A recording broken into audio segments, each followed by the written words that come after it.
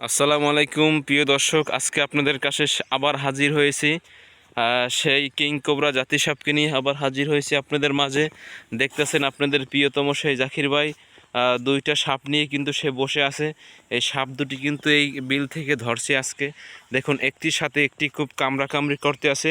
দেখুন, এই দেখেন কালা কিং কোবরা সাপ, ও কিন্তু ভয়ঙ্কর অবস্থা দাঁড়িয়ে রয়েছে। আর ওই যে ছোট সোনালি, ওটা কি মহিলা না পুরুষ? মেয়ে সাপ। এই একটা মেয়ে সাপ, দেখেন ও কিন্তু আকারে ছোট হইলে কিন্তু ওর তেজ কিন্তু খুব ভয়ঙ্কর। দেখতেছেন আমি কিন্তু খুব ভয়ঙ্কর সাপ জাকির ভাই আপনাদের মাঝে কিন্তু বসা। প্রিয় দর্শক, যারা ভিডিওটা দেখতেছেন চ্যানেলটা সাবস্ক্রাইব করে আগে রাখুন, আর পাশে বেল বাটনটা বাজিয়ে দিন এবং ভিডিওটা শেয়ার করে দিন। যারা ফেসবুক পেজে দেখতেছেন পেজটা ফলো করে রাখুন ও ভিডিওটা শেয়ার করে দিন।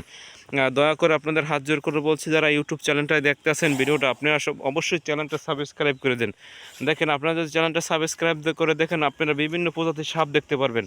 আপনাদের সেই প্রিয় জাকির ভাই সে কিন্তু অনেক প্রজাতির সাপ ধরে।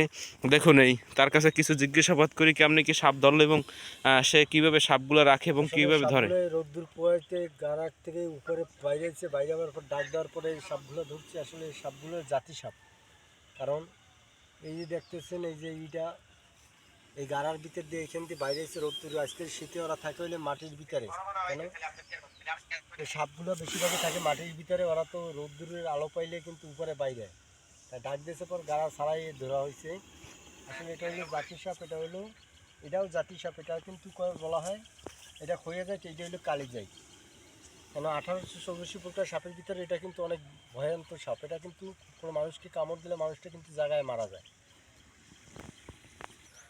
তো অবশ্যই প্রিয় দর্শক, যারা ভিডিওটা দেখতেছেন চ্যানেলটা সাবস্ক্রাইব করে এবং ভিডিওটা শেয়ার করে আমাদের পাশে থাকুন এবং সবাই ভালো থাকুন।